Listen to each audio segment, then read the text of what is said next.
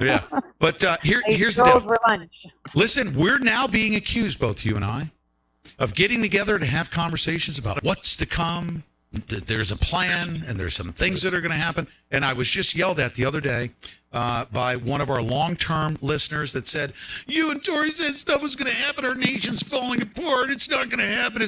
And I'll tell you what, right now I see stuff happening that is way, way, way above my pay grade. I did not expect that we would be right here, right now, seeing what we're seeing. From the Vatican on a total blackout, we're seeing air traffic shutting down over D.C., like I've never seen before. A lot of stuff is happening right now. I'm going to throw to you right now, and I want you to tell us, for those that have lost hope and faith and all that stuff, do we still have within this 11-day window to save our country? Do we? Okay, so tomorrow things are really going to be heating up. But I wanted to say something because we did talk about infiltration in the first half, right? People need to understand, if a guy like that penetrated our movement and got so close to people that are so close to our president, even our president, our general, the people's general, General Flynn, Sidney Powell, Lynn Wood, imagine just how deep the swamp goes. All of you saw with your own eyes, when I said Ted Cruz looks like he wears a human suit and he's itchy in it, I was right. He showed everything. The best way to see where someone sits is to sink your own ship. They start jumping. All the rats jump first, right? That's the way it usually goes when a ship sinks. So this is what we're seeing right now. We have now finally weeded out every single last one of them in all facets. Now, all of you out there who are waiting for someone to spoon feed everything, you need to understand what the past 4 years have been for the president and his administration. It's been a revolving door of snakes. And the one thing people have to have is faith. That's number one. And two, you can't complain to God if you're not doing anything. So the question is, what have you done? How many phone calls have you done? How many emails have you sent? You saw what happened to Mitt Romney and to Lindsey Graham, all scared for their life. It must suck that the people voted for you and you can't walk on the street. That means you're not serving the people. So where are we at? Globally, let's just put it this way. I was flying back on Friday, and I got a message from a friend of mine in Karachi, Pakistan, who said, Twitter, it's happening now. That's all I got on a message. And next thing you know, I put up blackout, right? It's happening, I say. Right. Boom. Right. Within an hour, they had purged me. And I saw General Flynn. The minute I saw that he went off, I retweeted it. It said it's happening, and I was banned. Banned because I was considered spam or doing something deceptive to the audience of Twitter. That was legit what they sent me because I had never violated the rules. And so this is where it begins. They banned our president from the platform of public discourse. They are pulling all the strings. Look at them now. We have Antifa in New York protesting. We got barricades being built all over structures in D.C. For people that won, kind of seems funny, doesn't it, Pete? How come they're doing all that if they won? How come Brennan is coming out like, Hold on. Let me point out one other thing. Nancy Pelosi is trying to fast track an impeachment and a 25th Amendment thing, and he's got 10, on Monday. He's got thanks to Ali Alexander. 10 days left. He's got 10 days left. Why would they do this? Why? Right. Ali Alexander, slam dunk. If they can link him through his associates, through money, through people, the infiltration is huge. I've talked about it on my show, and we talked about it. When I came down to give what I had in regards to elections, and it's not my first rodeo, people that have been listening to me have been hearing me say it every election period, all the elections are fake, right? I've always said that. When I went down there, all I saw was infiltrator.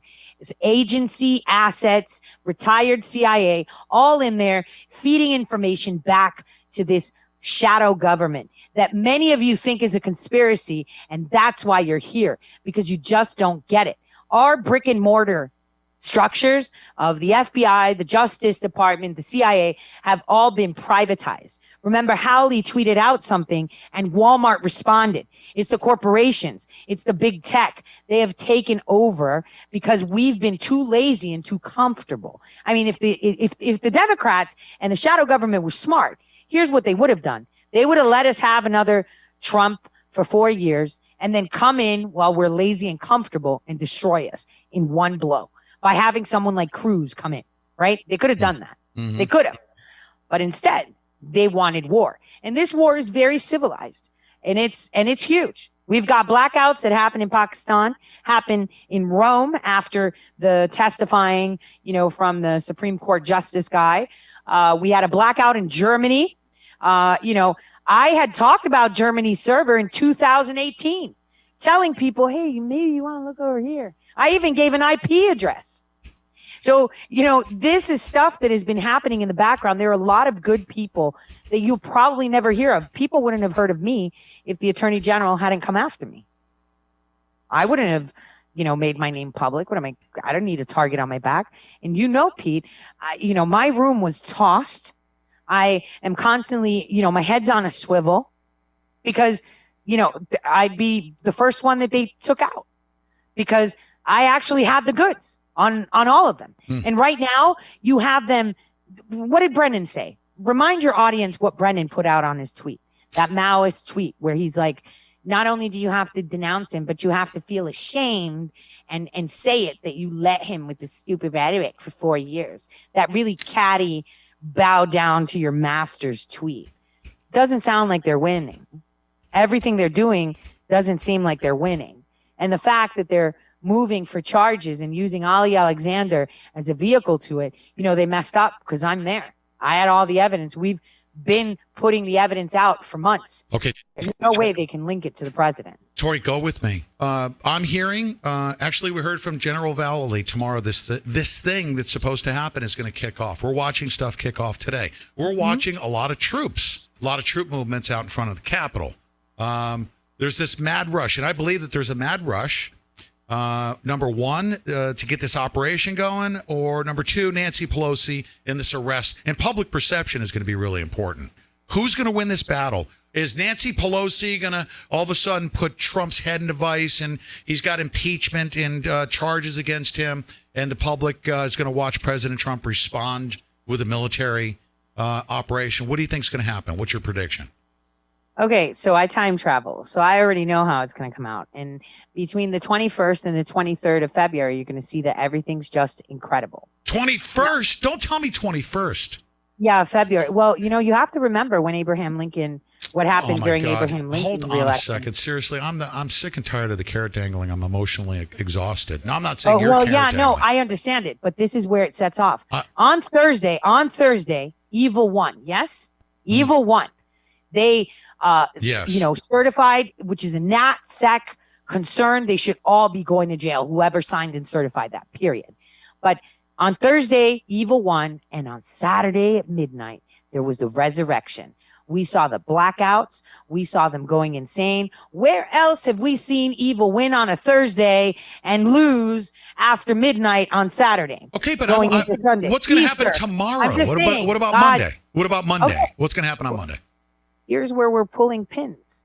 They're coming at us with impeachment to say that President Trump was linked up to the riots at the Capitol, and they're going to use Ali Alexander as a vector. We see it now with the New York Times pushing articles showing pictures of him with, big personas within President Trump's, group, pictures of him with Trump. But people forget. Do you know who else he's really good friends with? Jack Dorsey, which, by the way, is also involved in Signal. So if you have Signal, I'd maybe trust the Russian app Telegram more. But Ali Alexander was actually interviewed by Dorsey, and there's an article in 2019 where he who's a nobody, right? He's just some guy, right, that gets paid, like he said in his video, to hammer out and destroy people, right? He was talking to Dorsey, advocating and making points as to why Alex Jones should stay on social media. So people need to be understanding of what is about to come. Like I said, these are uncharted waters. This has never happened before, and we have them all where we need. But what we need to do is make it so that it never happens again, and that we see it. It's kind of like when Roosevelt, was it Roosevelt? Eisenhower. Shoot. Who took everyone down? I'm trying to remember. It was Eisenhower. He took everyone down to the graves that Hitler had massacred all the Jews. Why did he do that? So that people see it and remember it. This is a period you need to remember, because if we get comfortable, we're going to be right back in the same position. So we're winning, and people have to understand that 1 second can change it. I don't feel like we're winning. My ass hurts right now. You know, I got a bite in my back left cheek here. Ye of little faith. Ye of little faith. No, I'm not. I think what I just said, I don't know. I have very, very strong faith. I've always believed that things are going to happen, that we're not going to just lose our country to communism. But I think what I just said is pretty representative of what the majority of people are feeling. They're feeling emotionally exhausted, like nothing's going to happen. Like, we hear stuff about the Pope. People are going crazy about the Pope right now. They're like, oh, please arrest the Pope. If they could just, like, can we get a perp walk of the Pope? That would, like, pacify me for... You're going to have a perp walk of Brennan and Clapper. I can tell you that. That's going to be the first perp walks you are going to see. And I have been begging for a lawn chair when that happens, all right? I want to have that lawn chair. Okay, is January 20th going to come and go? Or are we going to have to go through the exhaustive effort of watching Joe Biden get sworn in, do you think? So the one thing about the future is that it changes every moment. There are a lot of instances of how it goes. Regardless, we win, and I'm trying to make that clear. It is supposed to be this way so that you can see it. And the shadow net that has been deployed on us for so many years, remember, it was the 91st Cyber Battalion of the Virginia National Guard that Northam sent out to 31 states. All of them had riots. All of them had some fraud and had Dominion machines, just coincidental. The purpose of it is to demoralize you. To make you feel like there is no hope. And since they run the TV channels day and night, they've knocked you off of Twitter, they've silenced you, they've done everything to show you just how much power they yield. Those that are weak will bend the knee. And this is where we need to stand the tallest against the wind and say, no, this is my country. You do not get away with it. Because when our president is going to be indicted by them for this impeachment, because he supposedly did this riot, every single one of us need to be standing right behind him, propping him up, because he's with us. And he said that from day one, and we should be with him, not, I don't want to say the bad words. Yeah. Love it. You don't have to. For me, time is running out as to, we do have generally people that are new to the awakening. So they're in a very heightened emotional state. I'm very, very concerned about the majority of the people that I talk to that haven't been following the news like we have been for the past several years. And this, I bet you that they would appreciate President Trump making an announcement that UFOs have landed and aliens are in charge. That's easier to accept than, oh, I'm sorry, we're going to turn our country over to a bunch of communists. Because that's the feeling that we have right now, is we're literally, if Joe Biden is inaugurated on January 20th, I don't know if the majority of the people that are even on within our listenership are going to be able to tolerate that. I really don't. Well, think about it this way, Pete. If you listen to my shows from 2018, I was talking about events that are happening today. If I knew what was coming, why do you think that people that actually yield some power don't? Predict. You know that there is such a thing as a secretary of the future. Did you know that, Pete? Yeah, are you serious? I'm dead serious. So there are such positions. I'd rather talk about this kind of stuff than reality. Just so you know, there are, because it's called predictive analytics. Yes, no, I believe in that. Yes. Yeah, a lot of people have, a lot of misconceptions. There's myths and lores and discussions, but a lot of this technology is real. How did I know that we were going to have a pandemic in 2018? No, you were absolutely spot on. And by the way, if anybody wants to dispute this, they get it. She's crazy talking about that futuristic stuff. I want you to go look up the following term. You ready? It's spelled Palantir, Palantir. Go look it up, and you tell me why Google, YouTube, Twitter, all the big tech companies are pumping all their data in there. So it's called the Seeing Stone. And Peter Thiel actually founded it with $20 million of CIA money, and that allows them to do predictive analysis like your mind could never even fathom what the they're able to do. Isn't that correct, Tori? Yeah, because there's always an outcome, right? I actually went through with my audience on a recap on Saturday, teaching them about game theory. So there's always options. So like when you're going to a door, you either pick left or right, right? Once you exit, if there's a wall. But if there's no wall, there's also going straight ahead. So a computer can actually calculate the outcome. But the problem with these computers, because they're not like my quantum computer, right, is that they treat humans as absolute values when they should be treated as nodes. Hence why I said every single predicted timeline when making these predictions shows that we come on top and we come out a lot stronger, only because we want it so. See, we can't tell you what the problem is with the nation because half the time you're going to dispel it. I mean, look at Ali Alexander. I was telling people for months, this is before he attacked me, right? Months. And 2 years ago, where I was telling people that were close to me, when I wasn't public, you know, I would tell them, stay away, stay away. Well, it's predictive analytics. I knew exactly what he was going to do because this is how you operate. You plug in your formula and then you see where it goes. So I'm telling you, every single formula I plug in, we win. We win. Yeah. That's it.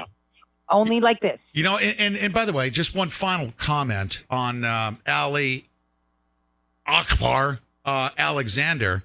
This guy, if he attaches, they anchor what this guy has done to anything related to President Trump, that'll really upset me. So that's what they're doing. People are calling him some people call him Scammy Davis Jr. I call him Crammy Davis Jr., where he walks up to these influential people and asks them if he can push in their stool. Crammy Ollie Davis Jr. Just kidding. I thought I'd get a laugh out of you. No. But that's exactly what they're doing. That's what I'm telling you. Crammy Davis Jr. That is what they're doing right now.